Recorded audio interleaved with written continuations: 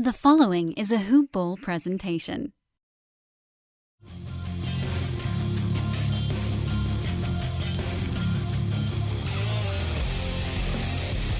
Welcome to the Fantasy NBA Today podcast. Oh, it's driving me nuts, man. It's driving me crazy. I can't even wait until we get into the actual flow of the show to ask today's guest how the hell our contest winner from last week was able to assemble the team that he did. It's driving me up the wall bonkers, but I probably should tell you what you're listening to. This is Fantasy NBA Today, a hoop ball presentation, also, of course, brought to you by the good people at Hawaiian Isles Kona Coffee Company. I'm Dan Besbris, and the great Mike Apotria joins us here on this Thursday episode to tell me how the hell my good pal Neil Rochelani was able to have both Anthony Davis and Russell Westbrook in his DFS lineup at the same time. I almost feel like you'd need to put in 6 zeros to afford both of those guys. But also, again, I'm sort of jumping the gun. First things first. Mike, what's up, man? How you doing? I'm doing well, Dan. Back from the little mini vacay, like you said, and feeling fresh. Got that little break I needed. Of course, still played some lineups when I was out there. Yeah, degenerate. But I'm sorry? Degenerate. I am. My girlfriend wanted to kill me. I did put the phone away on the first night at dinner. I had to, unfortunately, and I did lose a ton of money because the AD late scratch. And then you were like, listen, I can't do this again tomorrow. Look what happened. I couldn't even explain it to her. I couldn't try to explain it to her because then she would know I was kind of looking at my lineups at dinner time. But I saw it at like 9:05 it was, and I would... I just immediately decided to maybe downgrade on the steak at dinner without saying it. Yeah, that's that moment too where at least like sometimes it's like a blowout loss in the NBA, right? Like at least you're just cooked early, and at least you're not getting strung along for the entire night. You can put that loss to bed in the early part of the evening. It's a very small silver lining on what otherwise was a big fat turd on top of your lineup. But at least you didn't have to sweat it out. So here's the plan for today. You can, of course, follow Mike on Twitter at Mike Apotria, Apotria. I'm at Dan Besbris on Twitter. We're going to talk DFS for a little bit at the beginning of today's show because we've got Beat the Expert going on tomorrow. It's a Friday contest this week. Again, because of the holidays, we shifted it back a couple of days. I believe it'll switch back to Wednesdays next week. Still 100 people. You can still submit multiple lineups, as Mike let us know last week, because honestly, I didn't know that at all. And the prizes are, I believe, the same. It's the top 10 pay $30 a piece. It's a $3 entry. First place gets a Hoop Ball t-shirt as well, and second place gets a bonus goodie bag from the aforementioned Hawaiian Isles Kona Coffee Company. We talked to Vince Miracle on the podcast yesterday. He's a guest pro in our contest this week. Mike is the traditional pro. You are the expert that needs to be beaten, and a couple people beat you last week, but a couple people beat the crap out of me as well. You and I were actually 33rd and 34th together. We were all bunched up. Where do you want to start? Do you want to start with what you and I did wrong or with what Neil did right? Well, we can start with what Neil did right, and it'll kind of lead into what we did wrong. And to be honest, there wasn't a lot that we necessarily did wrong. This was a 10-game slate. We knew we had some people ruled out, and we knew that there was going to be a lot of value available. So this is kind of one of the things I talked about in the past. It's kind of knowing the slate you're playing and knowing the value that's on it right away. And it's hard to imagine, a slate where we had Paul George. I believe Paul George was rolled out, and John Wall was rolled out. That's two guys with massive usage for their teams who shoot the ball, 15 to 20 plus times and also get peripheral stats in the meantime. So with those guys being out and having the news that exact day and not having their backups priced up accordingly, we knew we had immediate value.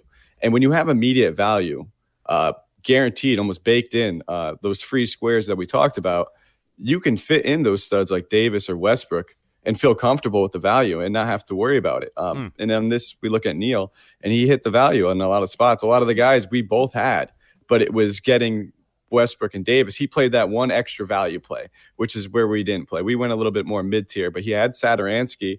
Satoransky was a popular value play. He's 52% owned. He had Jeff Green, 4,100. That's pretty cheap, and he hit 25. And he had Jeremy Grant, another guy, Jeremy Grant, was only 4,800 without Paul George against the Suns. That's, rock solid spot on paper. He crushed value and got 32.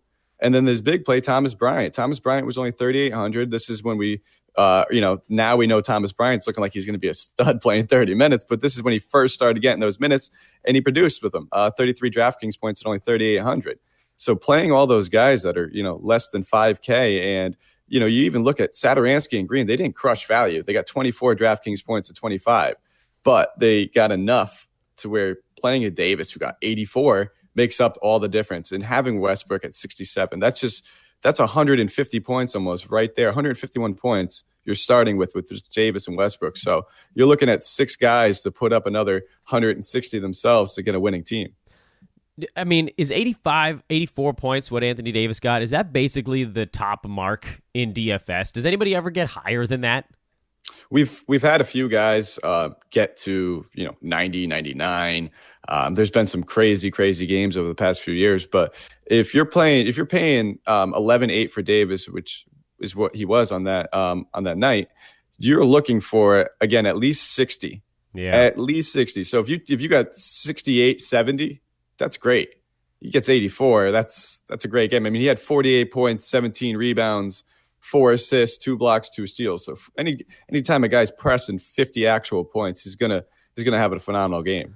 Crazy.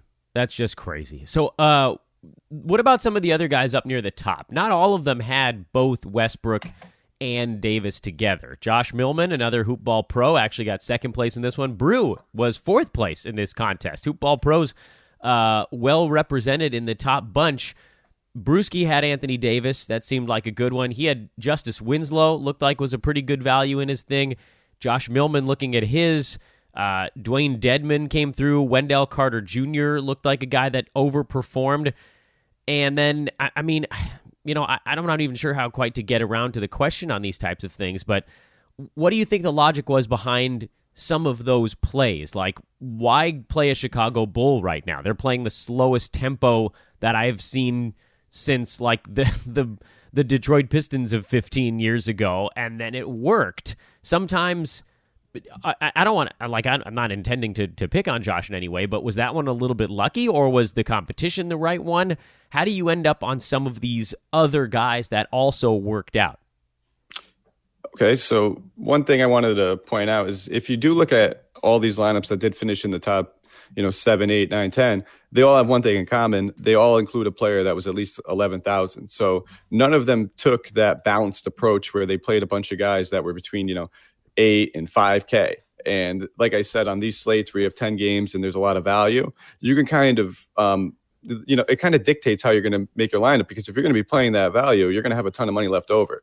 And if you're not playing the value, you kind of might be missing out and missing the mark on that one. So you could tell that the right correlation plays were to play the expensive guys match with the value. But speaking on Josh, we can look at, Wendell Carter Jr., that was the bull that we're talking about playing against Washington. They do play at a slow pace, but one thing that you have to note is that Washington has also been playing at has one of the worst defenses. And one position they've been struggling at the most is the front court, without, having Dwight Howard in there. I believe Markieff Morris missed that night as well. So they were already going to be limited in the front court. So it just came down to minutes. And with Wendell Carter Jr., it's all about the minutes for him. If he's playing 30 minutes at his price, he's usually very, very affordable. He's going to most likely hit value. And on this night, he was only 4,800. So you only needed about 20, 25 DraftKings points. So he's already in a good matchup. And now we're saying if he gets the minutes, there's a ton of upside in there. So he wasn't a guy I was necessarily on, but if you were to bring him up to me, I would see why you were interested in him. Again, he was only 5.3% owned. So again, a lot of people weren't necessarily on him because we had such a big slate where there was so much value where you didn't necessarily need to take that chance. But again, that's the part of playing in tournaments when you're trying to beat a lot of contestants. Taking a chance somewhere it can really benefit you, and it's not necessarily just taking a chance on a random guy. But you heard kind of how I broke it down, and at the end of the day, you're getting a great, I would say, a great young talent. If he gets the minutes going against a team with zero front court and a porous defense, it kind of makes sense that he's going to score some points. And he just went off in this with 17 and 13, 3 blocks and a steal. And, Carter Jr., he's a guy that we're seeing that we can't even trust right now with that whole Bulls rotation. But if you can get him in, catch lightning in a bottle on the right night, he's gonna crush here and there. By the way, I just realized you actually had 2 lineups in this bad boy, so we're not together on the second one. You had another one that was at 294. A lot of really high-scoring lineups in this one. You needed to break 300 to get into the top 10. What about the ones where you and I were less effective? The only lineup I submitted, I only got to 273, which, again, you said is not terrible, and that's fine. That's nice of you to say, but 33rd is not going to get it done. I tried to buck a few trends, and it didn't really work out for me. I don't know. Do I regret some of these decisions? I feel like Westbrook was an easy decision as, a guy in a game that was going to be high scoring and no Paul George, and he came through with enough to get it done. And Bradley Beal was a good one. Ariza didn't do as much as I think we'd hoped. Satoransky didn't do as much as I think we would have hoped. Schroeder was a good one. DeAndre Ayton was okay, not great. Jeff Green sort of held his own. And then obviously Curix is the one where I thought, you know what, I'm going to do something crazy and try to save a few bucks, and that was a total disaster. So besides the Curix one, where I don't know, I just thought, well, he'd been putting up some decent numbers, maybe we can steal a value play. Aside from that, do you see anything else on my card that was an obvious miscue? Maybe Ayton against Steven Adams? That's one thing I was going to point out. I generally don't try to target any centers going against Steven Adams, and Rudy Gobert is another center where unless they're extremely, extremely cheap, if you're paying that actual salary, I think he was $7,300 on that night, DeAndre Ayton. That's like his normal price almost in DraftKings. So you're really not getting much value out of that spot. But looking at your lineup, you had a lot of the same plays that if we look up at the top that the winning lineup had. Westbrook was in it. Schroeder was in it. Green was in it. Satoransky was in it. So you had half of the guys in the winning lineup. And if we look, we saw that the winning lineup had AD and Westbrook. If we just look at yours compared to Neil's, we can kind of see where that money came from. And it was, you played Curix. He was 400 more than Grant, and Neil played Grant. He played Ball was 5,900, no LeBron. That was just kind of like a great value spot. And even though Beal, as good as he did, Beal was also 1,900 more than him.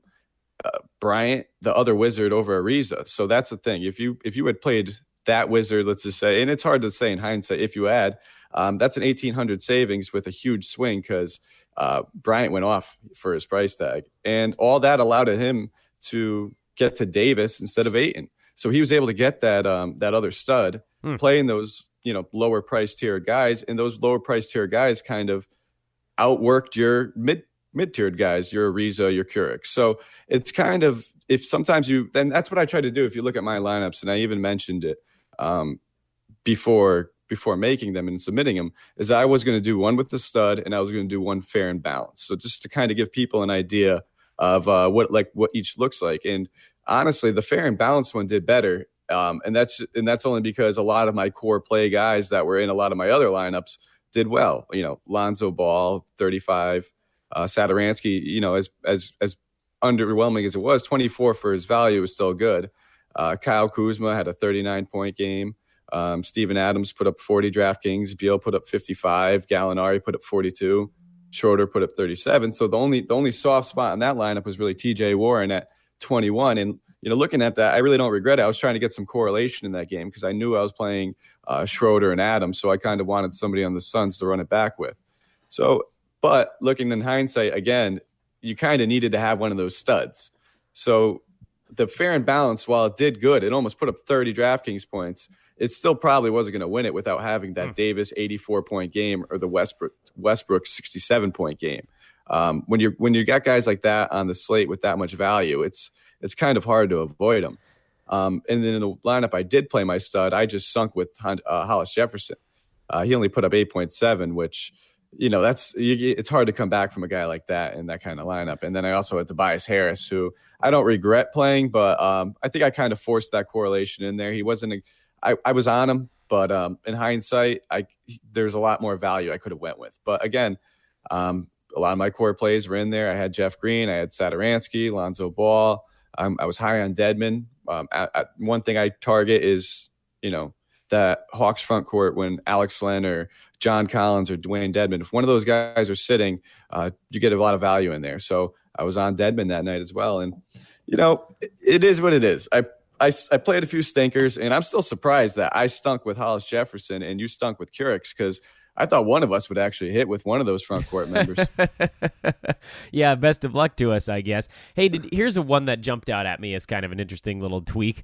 There were a couple of I'm going to say two, actually. There were two teams inside the top 10 that made it with effectively like 7 guys going out of 8. And one of them did it with almost like 6 guys going out of 8. And I wonder if this is a strategy you've ever seen employed in the past. The team in number 6, it's TIGGA42. He had Frank Kaminsky as his forward, who got a 0, and Danny Green as the small forward, who got 11. But because he had both Westbrook and Anthony Davis, and also Bradley Beal, just like spent through the nose on 3 guys, and then got a big game out of Cody Zeller, dude ended up in 6th place. Has anybody ever tried that type of strategy where just like purposefully grabbing somebody that's the lowest possible amount of money just so that you can pour some extra into superstars? I feel like you really needed Anthony Davis to have 85 points for this to work, but it did on this particular night. Yeah, and that's exactly it. If you don't get that 84-point game from Davis, there's not a chance this is going to work. I've employed a few strategies like that. Usually I might do it on like a slate like tonight where it's like 3 games, but even then you never want to just take a 0 from anybody. You're hoping that you're getting something from it. I never just try to play a guy just to make a lineup work. I kind of always want to have a reasoning on why I'm playing that guy. I do submit multiple lineups where, sometimes you're taking, shots in the dark or you're playing a low-owned guy. But that's only if you're playing multiple lineups. If you're playing 1, 2, 3 lineups, have a reason to why you're playing each guy you're playing. And, I don't know if he had a reason why he played Kaminsky, but it worked for him because he did have Davis and Westbrook. And to be honest, if this was a mass field GPP where we're talking 40,000 people, like the $4 entry ones you see on DraftKings, it probably wouldn't have got to necessarily a cashing score because there was so many other people out there who did employ similar lineups but didn't take 0s or 11s from 2 spots in there. The other one that I wanted to bring up was the team in 10th place who had the Russell Westbrook AD combination and then got really small amounts but not total 0s from Marvin Williams and Boban. A Boban sighting occurred in this lineup. Is that kind of a similar thing to what I just mentioned on the 0, where you're stockpiling funds for the more expensive guys, just not quite to the same extent? Definitely, but actually, I look at his lineup and I see where he went with it. I mean, Marvin Williams playing Brooklyn. I believe the last that did. Let me check. I'm not exactly positive, but I believe these 2 teams faced off relatively closely. Yeah, you're right. And Marvin Williams had a great game, 38 DraftKings points. I believe it was an overtime game. He played 44 minutes, but still, he played very well. So I could see why he put him in there. And yes, he sunk on it, only got 15, but you can never beat yourself up over a bad play if your research and reasoning on why you played him is there. And Boban, he's always just a wild card. If you get Boban starting playing even 15 minutes, you can go out there and do 15 and 15. So it's the Boban effect, and it's always a risky one. And anytime I know that the Clippers are playing in that 10:30 game at East Coast time, I always keep a Boban lineup in my back pocket. I'm a huge Boban guy, and you can just throw him in your utility. And worst comes to worst, if you find out he's not starting, you could just throw in some other crumb bum at that price in there. But crumb bum, nicely done. That's like a DuckTales reference from the late '80s. That is expertly done. You're not old enough to be quoting DuckTales. Last question for you, Mike, before I let you go, because the contest is tomorrow, so we can't really profile the Friday lineup yet. What about today? When you play a lineup on a 3-game day, what do you recommend to people who might want to get involved that way? So if you're playing a 3-game slate, it's you really have to narrow your player pool. You only have 3 games six teams to choose from, 3 games to choose from, and tonight it's a night where we get a lot of narrative. So you have to decide right off the rip: are you buying this narrative or aren't you buying this narrative? We have Kawhi Leonard going back to San Antonio. Revenge game, and then we on the other side, DeMar DeRozan's facing his former Toronto team. Same thing with Jakob Poeltl, Danny Green. We have a couple of guys seeing their old squads, and that's kind of going to dictate your slate right there. And then you also have to see where the value is. So we do have some value on it. It's looking like we have a lot of studs in it. So you're not going to get away with playing a balanced approach on tonight's slate with all these studs out there, with all the Golden State guys, like the guys Harden, like I just mentioned before too. So you're going to have to find your value. And I think we have enough of it, on Houston, on this San Antonio team, because it looks like Rudy Gay, I believe, is doubtful. And you might even be able to get in a Harden Kawhi lineup. And that kind of that might be the way I'm going. Get those two guys in there, maybe throw a little Danny Green, get a little Jakob Poeltl action. Derek White's been balling out, and he's 4,800 over there on DraftKings. And then throw in a little Draymond, who I think is a little underpriced at 59. Take a few shots on Clay here and there. I'm not going to play those studs on Golden State because I'm pretty much locking in Harden and Kawhi as my main guys I'm paying for. Do you like short cards, or do you hate them, or do you not care?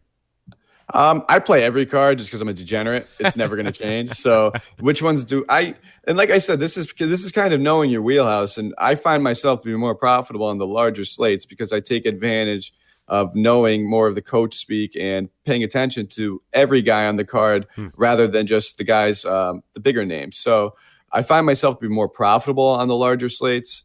I kind of like playing some of the smaller slates because then I could watch all the games. But you know what? I love it all, but I would say I'm a degenerate regardless. There's no way I can answer the question. I'll take it. That'll work. The expert of Beat the Expert. That's what we know you from. Mike Apotria, welcome back from vacation. Welcome back to Maximum Degeneracy. We'll see you in that contest tomorrow. I'll be there. I look forward to seeing you in there too, Dan. And you can, of course, hit up Mike on Twitter at Mike Apotria with questions about your lineup all day. I generally do it at least once per contest. And I assume that I will probably do it again tomorrow. Take care, Mike. Take care. Our very own luminary here at the Hoopball H quarters. That's right, I called him the H quarters. Mike Apotria. Awesome. That guy's the greatest, man. He's so good. He brings it. He was on vacation and he prepped for the podcast anyway by looking at other people's DFS results from a contest that happened on Friday last week when it's Thursday this week, and he's played Saturday, Sunday, Monday, Tuesday, Wednesday. He's played 5 contests in between the two. That's crazy. Once again, a big thank you to Hawaiian Isles Kona Coffee Company for providing the second place prize in our Beat the Expert contest over at DraftKings. Big thanks to DraftKings for continuing to set up the contest for us, and make sure to get in that. We'll be tweeting links out all day today and tomorrow. We were tweeting them yesterday. Many of you are already in the contest. And if you've won any of them over the last few weeks, I assume you'll be joining us for the next at least 10 since you won $30. We may have an additional prize this week as well. We might have a sweater from the Vince Miracle camp. We'll find out if that's going to be the case shortly. But that could spice things up even a little bit further. So prizes just keep getting better. It's a lot of fun. We're getting more guests in it basically every week other than Christmas week, when I think at least a handful of you guys were just sort of out of town and not doing it. But it should be pretty full this time around. At the time of recording this podcast on Thursday morning, there's already some 30-some-odd teams in this thing, and that generally we don't get up and over the 30 mark until like the night of the contest. So we're a good 12 to 15 hours ahead of usual. And we'll see, obviously, how that shakes out. Maybe people are just getting into it quicker than usual, but I would say if there are more, there will probably be more. I may be wrong, but we'll find out. If you want to get an email alert when we open these contests, let me know. At Dan Besbris, just tweet at me. Let me know. I'll DM with you. I'll get your email address, and I'll add that to the mailing list. It's an easier way. That way you don't have to watch Twitter all the time to find out when we send those links out. And then as these contests fill up faster and faster, if you're on the email list, you'll be able to get in there before the people that wait for the link on Twitter as well. From a full season fantasy standpoint, we did have some news this morning. One very large piece of news this morning, and it's Markieff Morris, who has what they're calling transient cervical neuropraxia and needs to be out for at least 6 weeks. So this turns Thomas Bryant from a must-stream to a must-own, must-start guy for the foreseeable future. He is dominating in 30-plus minutes a game, shooting a ridiculous percentage over the last week. He's a top 10 fantasy player, and that's obviously not going to hold long term, especially if we ever hear anything from Dwight Howard. But at this point, even if you're only getting 6 weeks, even if that's the bare minimum for Thomas Bryant rolling along at a top 50 clip or whatever it might end up being, it is beyond worth it. And I frankly think the Wizards are going to play better now that John Wall is out. I told you on yesterday's podcast I was going to throw a unit on Washington to beat the Atlanta Hawks for no other reason than just that they are sort of freed from the shackles of the John Wall era. And that's, yes, partially a dig on Wall because I don't like the way he plays basketball. It's very hero ball-y all the time. And then one hero ball player creates others because they just know if they give the ball back to John, it wasn't probably going to come to them unless it's a drive and one pass, and then you better get it up with 4 seconds on the shot clock. And yes, John Wall did pile up assists, but a lot of that was just, drive and kick. I'm going to do all my stuff, and if I decide I don't want this mid-range jumper that I'm probably going to miss, it's going to you, and you better get it up. So then other guys would take shots whenever they touch the ball, and so it created this sort of culture of chucking, which we've seen in Phoenix in the past, and they're starting to get away from it a little bit this year. And now it's coming in hard in Washington, the biggest offender. So all of a sudden, you've got that guy out of the way. Everybody feels like, oh, look, we've got a point guard now who doesn't actually want to shoot the ball. Thomas Satoransky is a pass-first point guard who also can rebound and play a little defense. And so everybody just feels better. And lo and behold, they've won, yes, mind you, some very puffy competition in Charlotte and Atlanta, but they have won their last 2 games against them. And we'll get a better test of this Washington team as they go on the road to play Miami, Oklahoma City, and Philadelphia over the next 3 ball games. And honestly, if they win any of those, I would call it a win for his team. And for Satoransky, we'll get into the results of yesterday's games, just a massive victory on that front as well. Looking into the games from Wednesday night, there were 9 of them yesterday, and there was a lot actually going on, particularly in the earlier games. The later ones, a little bit less from a fantasy standpoint. Miami we're always watching, and sure enough, the return of Dion Waiters is just going to further complicate things. He played 11 minutes. He took 9 shots. Classic Dion Waiters. I don't know what he's going to top out at. He is built for points leagues because his percentages are just atrocious, but I have to imagine it's going to be a very slow ramp up coming off of massive surgery and not having done really much of anything basketball related for like 8 months. He's probably not going to get up into the 20s for a week or 2, and then if he ever gets higher than that, which I honestly don't know what the plan is for him, it's going to be at least a few weeks down the line. Dwayne Wade was out with an illness in this game, and so that opened up 24 minutes, which ended up, half of which ended up going to Dion Waiters anyway. In this game, Josh Richardson was a very safe 32-minute play, and you always know you're going to get a good game out of him in some capacity. Whether it's going to be great or okay, it doesn't really matter. He's playing, and his minutes and his touches are locked in. Hassan Whiteside got his 24 minutes. He didn't go to the free throw line, which is a big win for all of us who have Whiteside anywhere. Only 1 blocked shot in this game, and centers actually do tend to have a weird game against the Cavaliers just because of how they play. A lot of quick mid-range jump shots that's ugly outside and mid. They don't get to the rim all that often. The Cavaliers just don't get easy shots. So it doesn't lend itself to a guy that wants to be right next to the bucket. Although that may change again now with Tristan Thompson back for Cleveland. So they do once again have a guy in the middle. Not the big deal in this one. And Whiteside had 8 and 12 and a block on 4 out of 8 shooting and a couple of turnovers, but otherwise it was fine. This was by all accounts just a okay line with nothing good, nothing special, but also he didn't kill you anywhere. He's going to be okay as well. This was a blowout, or you might have seen a little bit more Whiteside late. He's been getting some fourth quarter minutes when Adebayo's struggled. Adebayo played the other 24 minutes in this game. Kelly Olynyk got 27.5 minutes. James Johnson only played 17, which, again, it's that back and forth thing. When they're both healthy, it's tough to make a play on either one of them. Tyler Johnson had 16 points. He got hot, took 10 shots in 26 minutes and hit most of them. had 3 steals and a three-pointer, but he had been coming off a couple of slower games. Derrick Jones Jr. woke back up with 13 and 7, 3 three-pointers, 2 steals and a block, and 7 rebounds. This is what we were all excited about before he disappeared for a couple of ball games. That's what's going to happen. Guys are going to show up. Guys are going to disappear. Justice Winslow had 10, 4, and 7, which sounds okay, but it took him 11 shots to get there. The percentages starting to chew at you a little bit with old Justice Winslow. I'm going to sit on the same valuations that I have with this team to this point, which is Josh Richardson is a guy you're using every time out. Hassan Whiteside is a guy you're using anytime he's healthy. And beyond those guys, it's a little bit of a crapshoot. Tyler Johnson is a guy that I would give my okay to, but I don't feel all that confident using him.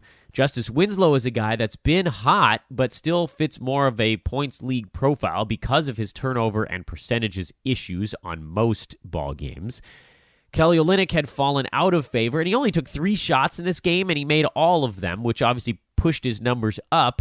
You can't like that. 3 shots in 28 minutes. James Johnson, he's never going to be relevant enough to be a thing. Adebayo, if he's stuck behind Whiteside, he's not a thing. Magruder's not a thing. Waiters is not a thing. And Dwayne Wade is, he's got his farewell tour going on, but he's missed a game here and there, and he's more of a points league guy also because his own percentages have been terrible this year. So that leaves basically Richardson and Whiteside. And I know you guys are going to kill me for not putting Justice Winslow in that mix, but I just can't stand a guy that... Now, in head-to-head, I think you could escape with Winslow because... if you have a bad shooting week, you might have another guy on your team that gets crazy hot for a week and it could balance out. But long-term, with Winslow's 30-some-odd% shooting over his career, that's a big-time anvil on your roto percentages. That adds up. But again, head-to-head league, I could get behind him for sure. On the Cleveland side, Tristan Thompson came back. He played 24 minutes in his first game, and I'm getting the feeling that was kind of a minutes cap because he did play a couple minutes super late, even in the blowout. I think probably just to keep working on the conditioning. It drove Larry Nance's minutes down to 22. He still played well in them, did Nance, so maybe you've got a tiny window left here if you wanted to try to pawn him off to someone else in your league. But his value is about to go into the toilet. Thompson is most likely going to work his way back up towards 30 minutes. Kevin Love is about 2 weeks away, most likely, from making his slow ramp-up and return. And then Nance is likely to disappear completely, and you're looking at a potential Thompson-Love front court, which is weird enough as it is. And I don't know what the hell's about to go on in Cleveland, but my hope is that both of those two guys can actually sustain fantasy value and nobody else. Dallas blew out Charlotte, so there wasn't a whole lot to take away from this one, other than we were watching to see what would go on with Willie Hernan-Gomez on the Charlotte side. He got the start. He only played 18 minutes. Might that have been 22, 23, or 24 if the game was closer? The answer, I think, is probably. I think he probably would have logged 2 or 3 minutes at least in the fourth quarter.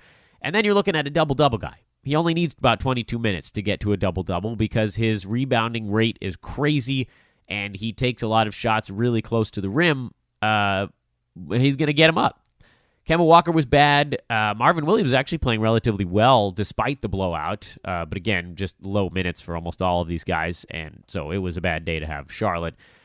The only thing to take away from the Mavs side of this game is what if DeAndre Jordan never got hurt and had to miss time? Well, Dwight Powell got bonus minutes in the blowout and was awesome. So if there's ever an avenue there, you know where to go. Atlanta, Washington. Plenty of things to talk about in this ballgame. We already talked about Thomas Bryant and how he's locked into a monster role going forward. The return of Otto Porter. He played 14 minutes with a minutes cap on him, and it didn't really impact anybody else yet, most likely because Howard and Markieff were both out. Jeff Green would be my guess as the guy who ends up taking more of the minutes hit with Porter ramping up, but it's possible they'll also dial Trevor Ariza back down from 39. He doesn't need to be playing 39 freaking minutes a ball game. But what we do have with this team now is basically 4 to 5 guys that are easy decisions on a night-to-night basis. Thomas Bryant, in. Bradley Beal, in. Trevor Ariza, in. Tomas Satoransky, who had 14, 11, and 7 with 2 steals, a 3-pointer on 5 out of 10 shooting. He missed 3 of his free throws, which is weird, but he's a very good foul shooter throughout his career and was exceptional last season, so maybe he's just coming back to earth a little bit on that number. He's at 82% this year, so I don't think you can look at the last 2 games of him going 7 for 12 and assume that's any kind of long-term trend. He's a good free throw shooter. I don't think you have to worry about that. The only question mark, I guess, is, when do you throw Otto Porter back into your lineup? And when you do, what happens to Jeff Green? So that's the one situation we will monitor on the Washington side. But beyond that, I think things are pretty easy to predict over at least the next month and a half. On the Atlanta side, Alex Len came out of nowhere for 24 and 11. That's not entirely fair. He's actually had a couple of decent ball games in a row. John Collins still not getting defensive stats. It's the darndest thing, and I don't know that. I think it has to change. He's on the floor long enough. He's just going to fall into a block or a steal at some point. So dare I call it a buy low opportunity? I doubt it, because his points and rebounds have been so high that whoever owns him is not going to want to part with him for anything small. Jeremy Lin, stat magnet, 8 points, 5 assists, 3 steals, and a three-pointer. Only took him 20 minutes to get there. I mean, we said it before. If he could just get up to 22 to 24 minutes, he'd be a standard league value, but he's just not quite at that point. Dwayne Dedmon, he'll be better the next time out. 6 and 9 with a steal and a block. I mean, he's been rolling along this season. Kevin Huerter played 44 minutes in this game, and by all accounts, struggled. His opportunity is now, and if he doesn't take advantage of it right now, it could go away. Taurean Prince is expected to be back not long from now. He's expected to make his return within, I would assume, the next week. Kent Bazemore is a couple weeks out. Obviously, just sprained his ankle game and a half ago. So you've got a little bit more wiggle room there. But when Taurean comes back, a lot of those shots that Huerter's taking, he took 14 in this ball game, that's going to be Prince. He's pretty aggressive on the offensive side, as you guys recall, sometimes to the percentage's detriment. But he may soon have a window where he can capitalize a little bit, with Trae Young dialing the usage down a tiny bit after going a little overly crazy at the beginning of the year, and having guys like Collins and Dedmon up front that can actually help out with the other guys. That it creates a little bit of room when other teams have to worry even a little bit about the power forward and the center on your roster. Anthony Davis is a maniac. 34 and 26, and they lost. Dude needs more help than Drew Holiday and Elfrid Payton, who did have 25 and 7 in this ball game, and 2 3-pointers, no steals, 4 turnovers. I think Elfrid Payton settles into, in 9 category formats, more of like a top 120 kind of guy. 8 cat, it'll be better than that because the turnovers are not going to be great, but he is going to put up some assists for you. He's a decent rebounding point guard. He's going to make Drew Holiday better, and that might be the best situation of all. But New Orleans, something's gone horribly wrong out there, and they're just not playing any defense at all. I'd love to say that a return of Niko Mirotic would fix that, but he's not exactly known for his defense either. They are 4 and 16 away from home. Yes, you heard that right. The only team worse in the Western Conference is the Mavericks at 3 and 16 away from home. You can almost just start fading the Pelicans anytime they play a bad to decent team on the road, because they're awful. They're just terrible on the road. The only time I think you could consider playing on them in a gambling perspective is when they're catching a bunch of points against a good team on the road, and then maybe they'll just trade buckets for 47 minutes and lose in the last one. Brooklyn got a well-rounded performance. 1, 2, 3, 4, 5, 6, 7, 8 guys played 23 minutes or more in this ball game, which makes it hard to own any of them. D'Angelo Russell had a big one. Jared Allen played well. Ed Davis had 6 and 12 with some defensive stats in only 16 minutes. Joe Harris was efficient. DeMar Carroll had 19 points. Curix had 10. Dudley had 8. Dinwiddie had 18. Shabazz Napier had 12. And this is, of course, with Alan Crabb out now. They finally gave a little bit more of a timetable and said he's going to miss at least a couple more weeks. Rondae Hollis-Jefferson is out. Karis LeVert is out. I'm dodging most of the Nets besides Russell, Dinwiddie, and Allen. And even Dinwiddie sometimes is tough to use because the shooting isn't that great. And at least with Russell, you get sort of the built-in assists and other stuff. They're a weird team, man. Nets are a screwball bunch. Somebody was asking if I would move on from Jared Allen. The answer is no. He's still their only real center, and especially with Rondé out, they're going to need him to do a little more. Detroit beat Memphis, which is either good for Detroit or really bad for the Grizzlies. I think I'm going to go really bad for the Grizzlies, and the only reason I actually bring this game up is because they had a fight in their locker room after the game, apparently between Omri Caspi and Garrett Temple. Veterans going at it. Jaren Jackson Jr. had 26 points and 10 boards, no defensive stats, and he fouled out anyway. It's been a weird ride for Jaren Jackson Jr. The blocks have actually fallen off pretty considerably, and I feel like it's been more than people have wanted to let on. His blocks have fallen out to just 1.6 per ball game, and he hasn't had more than one in a game since December 21st, and he hasn't had even one in a game since the 26th. He has one block over his last 5 games combined. I wonder if the aggression level has been ratcheted down for Jaren Jackson, and that worries me. Trying to stay on the floor, not commit as many fouls, and get fewer blocks, that's not my favorite trade-off. Marc Gasol had a rough one, presumably dealing with Andre Drummond and Blake Griffin. And let's see, maybe this little fight will wake up the Grizzlies, but things are a little bit screwy with that bunch right now. Minnesota-Boston was a battle of the infirmed. Kyrie Irving missed the game with a scratched eye. Sounds like he might actually miss a couple of games, and if that's the case, then Terry Rozier is a fantastic streaming option. On the Minnesota side, Jeff Teague, Derrick Rose, Rob Covington all missed this game. So they were down, I would argue, 3 of their top 4 players this season. Yeah, sorry to Andrew Wiggins on that one.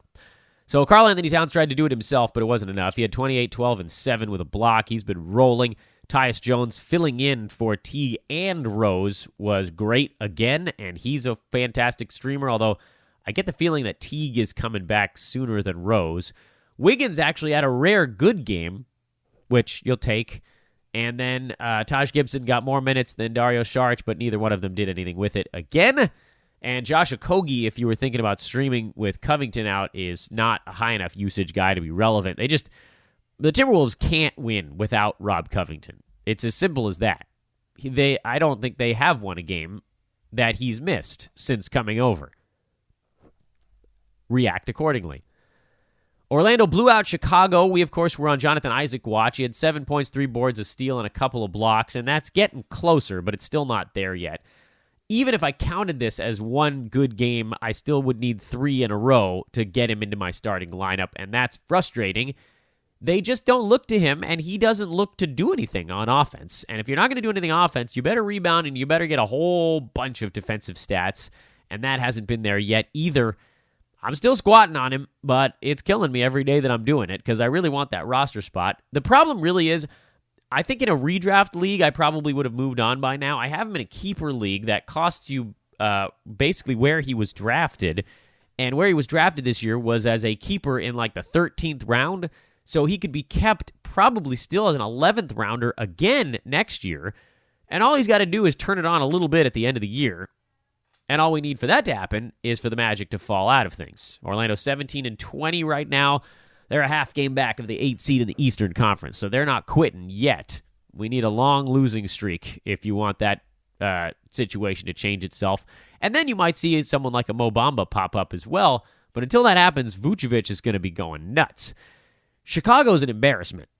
I was trying to give Jim Boylan the benefit of the doubt with all the weird stuff going on, but after watching a few Bulls games, and I watched their loss to Toronto, which was the luckiest single-digit loss that I can ever remember, and that's just because my memory's not that great, but it was a very lucky single-digit loss.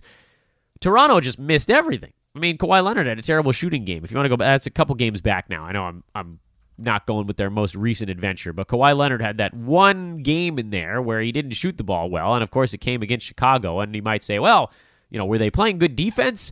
Not really. There were a few good defensive stretches for the Bulls, but for the most part, the Raptors were just missing shots, and in this one, Orlando didn't. And the problem is, if Chicago plays a team that's making buckets, then their god-awful half-court walk-it-up offense doesn't stand a chance. It's poor execution. It's not great spacing. It's a lot of turnovers in general. They only had 11 in this ballgame. It didn't matter because the game was over early. It's just awful to watch. It's really some of the worst basketball to watch because it's just boring. They've taken a team, Jim Boylan has taken a team of guys that should be able to get out and do athletic stuff. Zach LaVine, crazy athletic. Justin Holiday is athletic and a good floor spacer and a guy that can create steals in a sloppier version of a game. Lauri Markkanen, great floor spacing big man. Chris Dunn, a nice point guard who can rebound and get out and run. And every time they get a defensive rebound, they slow it up. They call a play. They walk it up the court. They cross the timeline with 17 on the shot clock. It is unbearable. But of course, we're always looking for distressed assets, and that's basically everybody on the Bulls right now because they've looked so awful and they've scored so little that most of these guys have had at least one, sometimes multiple, bad games in a row. They're not getting possessions. This can't last. It can't. Something's got to give. Something is going to break. A few more ugly losses where they're scoring 84, 89, 94. I mean, this is a team that's scoring like 90 points a game right now in the modern NBA. It's just unacceptable. Would I go out? Would I pay for some of these Bulls guys? Not really, but if you could get somebody at a discount, I think I'd give up a late round guy to get Justin Holiday with the expectation he bounces back because not only is the tempo terrible, but he's also in a shooting slump on top of it. Wendell Carter Jr. is a guy I would consider buying ultra low on. Maybe Bobby Portis gets back in there and just says, screw you, coach, and starts running like a wild man. I don't know, but this offense will not stand. Oh, it's bad.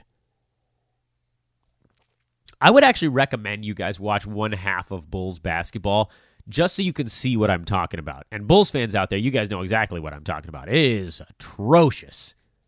Unwatchable. Phoenix, backdoor push in a revenge game. This is one where they were just getting worked from start to finish and then made a hard charge from about the 3-minute mark of the third quarter until the end of the ball game. They turned what was a mid-20s deficit down to 5. And I'm sure those of you who have Philly assets were like, sweet, man, that got Joel Embiid and J.J. Redick back into the ball game.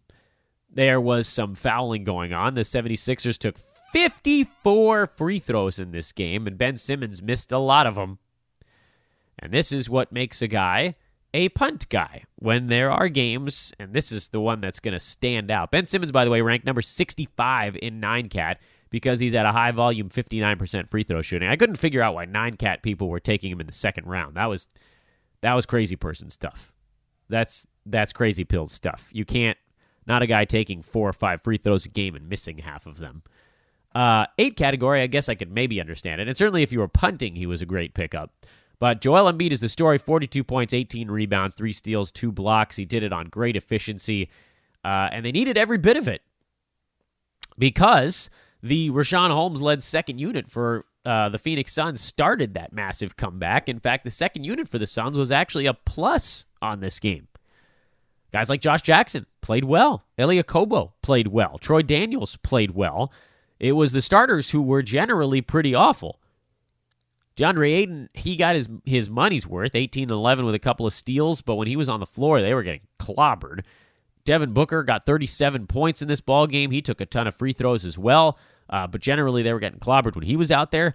It was these other guys playing 15, 16 minutes in relief that made a difference. Rashawn Holmes, super efficient game, 13, 4, and 2 with a block on 4 out of 5 shooting and 5 out of 6 at the free throw line. Mikal Bridges is going to be the guy that gets all the questions after this one. He had 2 points, 6 boards, and 1 assist. Went 1 for 8 shooting. This is the problem with a low-usage guy, and you guys know I like my low-usage dudes. You just have to be okay with the fact that their bad games are going to look particularly terrible, right? Like a low-usage game or a bad game for a guy like Devin Booker actually hurts your team a little bit more. I know this is going to be a weird comparison because, and it's not even a fair one to Bridges, because you're comparing him now to Booker, who's a top 40 fantasy guy. because his big games are going to be crazy huge. But with Booker, if he has a bad game, he might take 25 shots and make 5 of them. And in a roto format, that could actually drop you a multiple tenths of a percent at this time of the year, which seems insane because we're in January now. And he's got really high turnovers, so he might have a game where he has 7 or 8 turnovers. That type of stuff is never going to happen with a dude like Bridges, who had a terrible shooting game, but at least it was only 1 for 8. You know, you only need one other guy on your team to go like, well, what did Richaun Holmes do? 4 for 5, and then you've got a 5 for 13, and then you're okay. That's all it takes. But if you have a guy, and I don't mean to pick on Devin Booker, because it didn't happen in this game. He actually had a pretty good shooting game. But if a guy like Booker goes 5 for 20, you need like 4 other guys on your team to have a good shooting game to balance that out. This is what I think gets lost in the shuffle a little bit with these low-usage guys. When a low-usage guy has a bad game, usually, and Bridges, this was a particularly bad one, usually there's a steal or a three-pointer, and usually there aren't any turnovers or 1 at the very most. So at least it's not crushing you in any one particular category. It's not creating too much of a negative impact. It's just creating almost no positive impact. Bridges happened to have a particularly bad one, like I was saying. He went 1 for 8 shooting, so he did create a negative impact in the field goal percent. But I'm absolutely holding because he's the starter. They like what he brings to the table. He had a bad game. That's okay.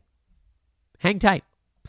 Kelly Oubre only played 23 minutes. He's not doing anything besides shooting right now, which might move him beyond the cut line. And I think if there's somebody interesting out there, you could move on from Kelly and go grab that dude.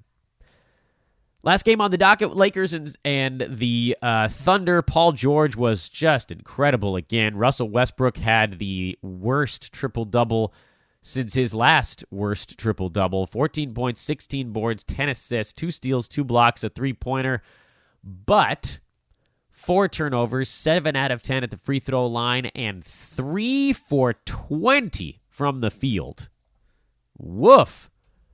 You better be punting field goal percent and probably free throw percent if Westbrook's on your team this year. It's just crazy, by the way, that a guy is averaging a triple-double and almost 3 steals a game, and in 9 category leagues, he's outside the top 30. Because he's a 2-category punt guy. Yikes. He was not the reason that they won this game. It was Paul George and Steven Adams creating offensive rebounding opportunities. Nerlens Noel, specialist situation. I actually have him in one league because of the defensive stats. Lakers side is the one you're probably more curious about. Without LeBron, Kyle Kuzma hurt his back and ended up not playing after halftime. You can add him to the injury report. KCP was good. Josh Hart was good. We've been talking about potential streaming options. Lonzo has been one of them, but he didn't do much in this ballgame and was awful at the free throw line. I don't know. I mean, you've heard me say it. I sort of stopped chasing all the Lakers streaming stuff. It's just nice to have JaVale McGee back. That's probably your one positive. He had 15 and 8 with 4 blocks in 20 minutes, and I would assume his minutes are going to continue to slowly move up as he gets his wind back following that fight with pneumonia. By the way, I wanted to make mention of one quick thing before we preview this short Thursday card. Those of you that are joining our DFS contest, and one person was emailing with me about it, if you're going to get in on DraftKings and you haven't done it before, you can sign up for a new account with DraftKings, deposit $10, and you can actually get the in-season premium membership at Hoopball for free as a side bonus. So if you want to know more about that, make sure to either ask or just follow the following instructions. Go to hoop-ball.com, click on the Premium tab, go to Go Premium, and choose Get It Free, and it'll break down how you can get it done. That's a pretty cool way to just have $10 go into a DraftKings account. You get the in-season premium membership for free. That gives you enough money in DraftKings to play in our next 3 competitions, and you could win $30, and then you can play for a while, or you can actually take that $30 out, and you can just be in the positive. So pretty cool stuff. If you want to know more on that, you can obviously tweet at me. I'm more than happy to answer questions about any of these cool things we've got going on in Hoopball. Any time of day. I don't leave my computer very often. That's the sad thing that I admitted to. It's a very short Thursday, everybody. Just 3 games on the docket. However, those of you that enjoy the sports betting universe, it is a revenge game for both the Sacramento Kings and the Golden State Warriors. I know. Those are not easy wagers to make. Sacramento only catching 3.5 at home to the Denver Nuggets, who are the best team in the Western Conference right now, at least based on record alone. Nuggets at 24-11. They lead the Warriors by a half game out west, and the Thunder by 1. You'd love to get more than that from the Sacramento Kings, who are the 9th best team in the Western Conference, and they are, of course, the home team. That's a good thing for Sacramento. Warriors take it on the red-hot Rockets. Houston's won 5 in a row behind a legendary run from James Harden. 8 points the Warriors are laying in this game. It almost feels like they're begging you to take the Rockets, but it's a Warriors revenge game. You got to wonder if maybe they've got a little bit of anger on the brain.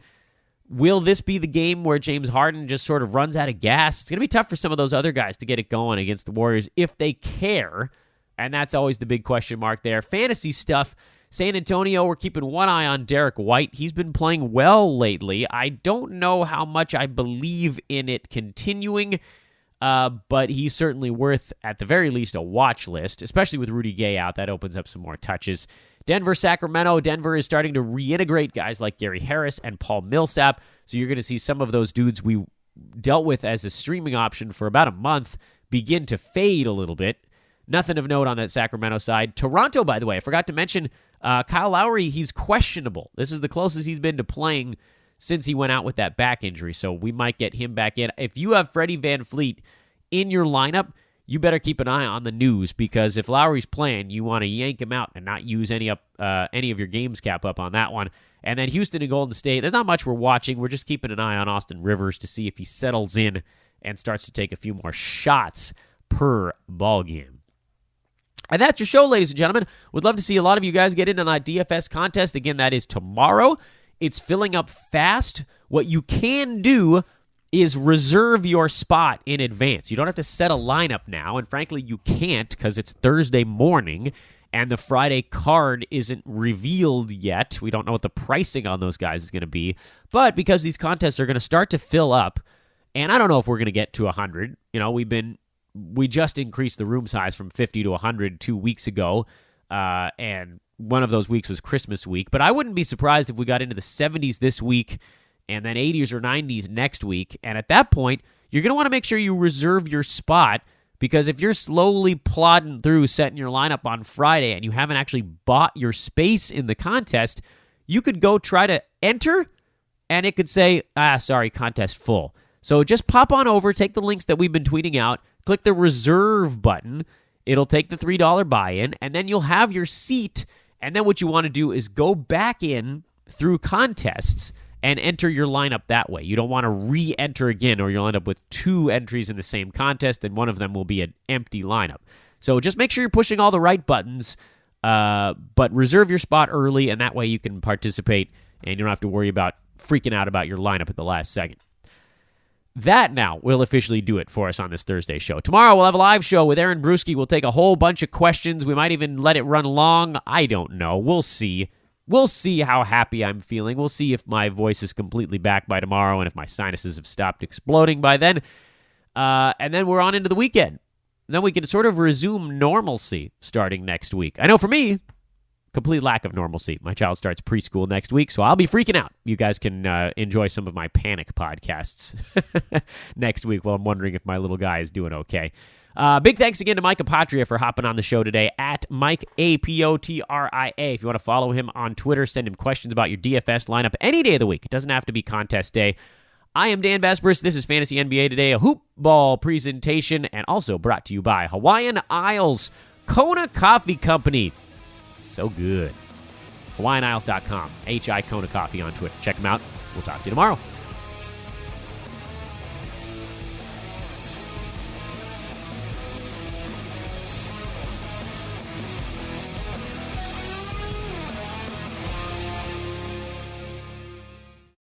This has been a Hoop Ball presentation.